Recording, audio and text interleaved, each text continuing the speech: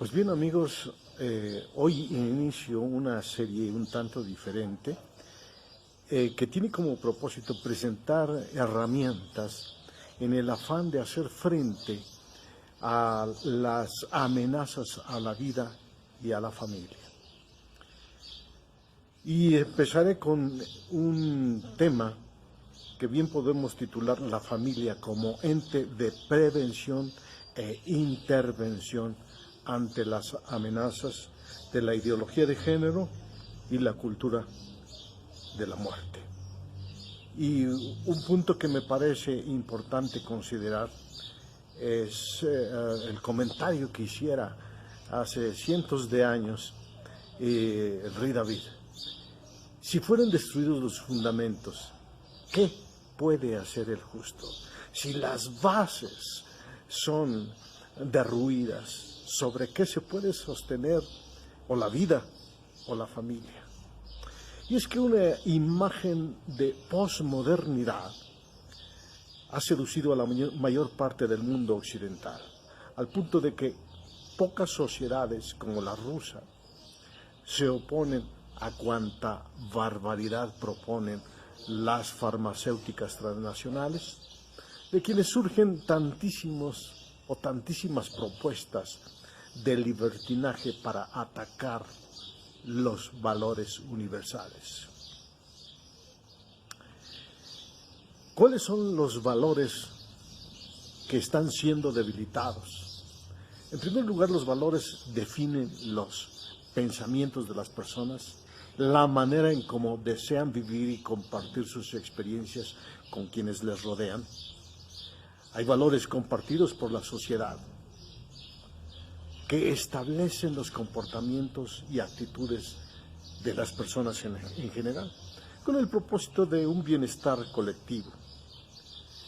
Por tanto, los valores se pueden clasificar por su importancia según las prioridades de cada persona o de la sociedad. Y entre los valores más importantes destacan los humanos, porque tienen mayor reconocimiento y repercusión en los distintos grupos sociales. Estos se relacionan con la ética, el respeto, la tolerancia, la bondad, la paz, la solidaridad, amistad, honestidad, amor, justicia, libertad, etc.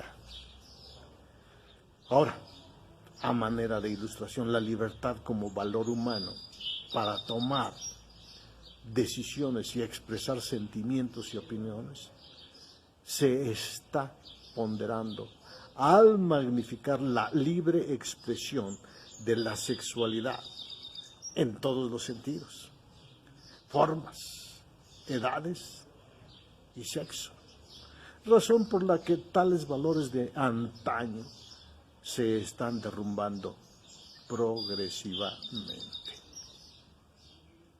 Cuando se trata de esos valores que están aplicados a un grupo de personas en los que se toman en cuenta las culturas y las características sociales, entonces se hace referencia a los valores sociales y los valores culturales. Así también existen otros grupos de valores importantes como los familiares, los religiosos, entre otros. Bien podríamos hablar un poquito de la axiología y la modificación de los valores, pero no me voy a detener mucho en estos asuntos, que a veces son un poco difíciles de entender.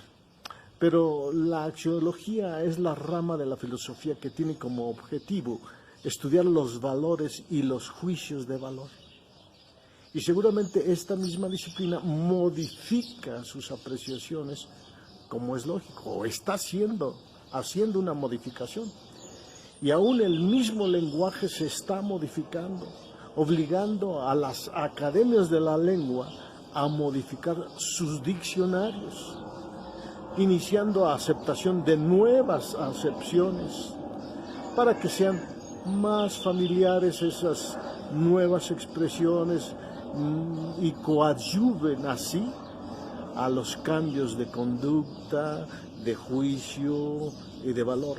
Y no es raro que teniendo reconocimiento académico, un nuevo valor o modificado tenga influencia en nuevos comportamientos que amenazan los valores universales.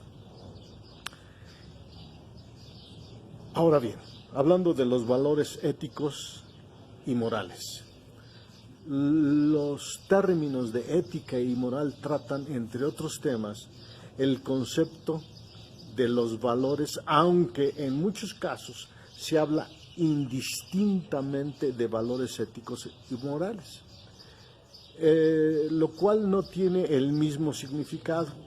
Los valores éticos son aquellas pautas de comportamiento que buscan regular la conducta de las personas.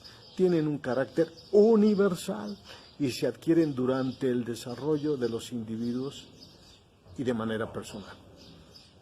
Por su parte, los valores morales son los que son transmitidos por la sociedad de generación en generación, que en algunos casos pueden estar determinados por una doctrina religiosa. Además, los valores morales se pueden modificar a lo largo del tiempo, y es precisamente lo que está sucediendo, y por eso me estoy deteniendo para explicar un poquito sobre este asunto. Los términos, decía yo, de ética y moral tratan temas diversos, aunque en muchos casos se habla indistintamente, ya lo mencioné, de ello.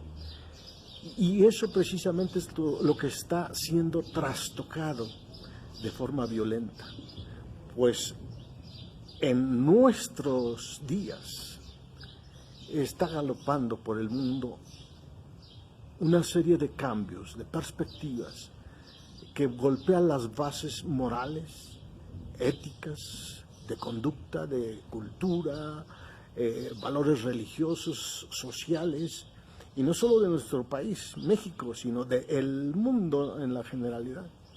Y como los cambios no son de la sociedad solamente, sino son una conjugación de cultura, sociedad, más política, legislación, el efecto entonces es descomunal y catapulta, impele hacia la decadencia en todos los terrenos a las sociedades y naciones actuales.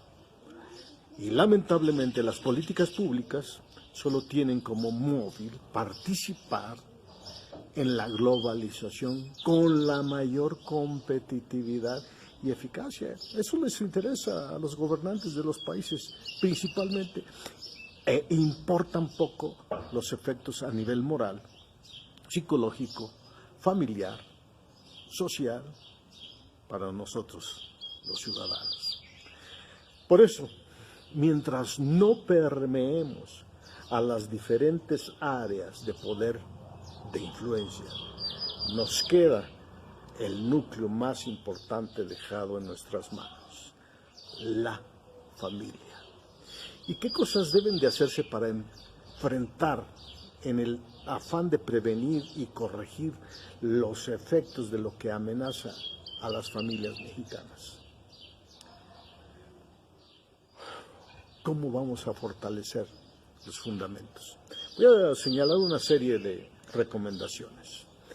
Primero, asegurémonos de que verdaderamente nuestro cónyuge y nuestros hijos hayan tenido una experiencia de una transformación efectiva, un nuevo nacimiento. En segundo lugar, asegurémonos que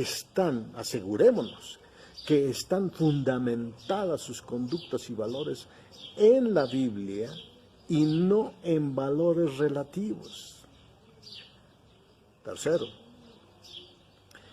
que los efectos de la cultura de muerte e ideología de género no les hayan alcanzado, y si les ha alcanzado, entonces tenemos que empezar a trabajar para nulificar todo lo que hayan asimilado. En cuarto lugar, atender los conflictos de los padres que pudiesen estar facilitando que los hijos sean victimados por los lobbies gay y el lobby de la actividad feminista radical. Un punto más, una recomendación más: atendamos los conflictos de los hijos generados y no superados. Si ya les afectó, entonces tenemos que hacer algo para que los vaya superando. Que hayan experimentado o los hayan experimentado a lo largo de la vida y no nos hayamos dado cuenta. Por ejemplo, si no ha sido víctima nuestro hijo de bullying en su escuela o barrio, o ha habido algún tipo de abuso físico o psicológico o sexual. Un punto más: entendamos que el hecho de que los padres sean cristianos no es una vacuna contra la victimización del posmodernismo, en absoluto, o contra la influencia del relativismo, en donde se dice que todo es relativo, no hay que ser absolutistas, no hay que ser rigoristas, porque pues de alguna manera los chavos van creciendo y además tú, papá, ya estás medio ruco. Una recomendación más: aprendamos a paternar de forma bíblica y no a la mexicana. A la mexicana es impositiva, dominante, patriarcal, opresiva, autoritaria. Chequemos de qué manera estamos paternando. Una recomendación más: revisemos el desempeño de los roles de nuestro paternaje. Es decir, estamos fungiendo como papás, como varones papás. Estamos fungiendo como mamás las mujeres. Porque en la medida en que estos roles no sean manejados de una manera apropiada, en donde cada uno de nosotros estemos educando con nuestra presencia, nuestra forma de trato, nuestro afecto, nuestro tiempo, amor, aún nuestros movimientos, nuestra voz, nuestra vestimenta, cuando algo de esto falla, estamos aportando un sesgo posible para la victimización de todas las filosofías que están apareciendo. Una cuestión más: revisemos los efectos de prácticas que pudimos haber llevado a cabo los padres en algún tiempo, que pudieran ser prácticas adictivas u ocultistas, prácticas esotéricas que pudiesen haber dejado una influencia y no nos hemos dado cuenta. Una cuestión más: revisemos los efectos de rupturas afectivas no resueltas. ¿Qué quiere decir con eso? Que si hubo un tiempo en que alguno de los hijos perdió a alguno de sus padres o algún hermano o alguna persona muy importante en su vida y no lo haya resuelto, el duelo no lo haya atravesado de una manera apropiada, pudiese estar también teniendo un factor para predisponerle a ser víctima. Estos son algunos de los puntos que necesitamos considerar y a los que agregaría que ataquemos los duelos no elaborados en relación con lo que acabo de comentar. Trabajemos los huecos afectivos o rechazos paternos que pudieron haber experimentado nuestros hijos o nietos o sobrinos, es decir, el abandono de alguno de los padres, la salida del papá hacia otro país, o una salida porque su trabajo le demanda tanto que está solamente un día a la semana o dos cada mes. Otra cosa: atendamos las necesidades sociales en conflicto. ¿Qué quiero decir con esto? Que hay personas que viven aisladas o niños que en su aislamiento sufren, ya sea porque han sido buleados, discriminados, y eso el niño lo tiene que resolver. Otra cuestión: subsanemos la educación pobre o nula en casa, que a veces va en contra de la educación de los medios. Es decir, que si tenemos o aunada una educación pobre en la casa y quien educa pudiera ser más que la familia, la televisión, las redes, hay una mala educación, distorsionada educación, y necesitamos checar.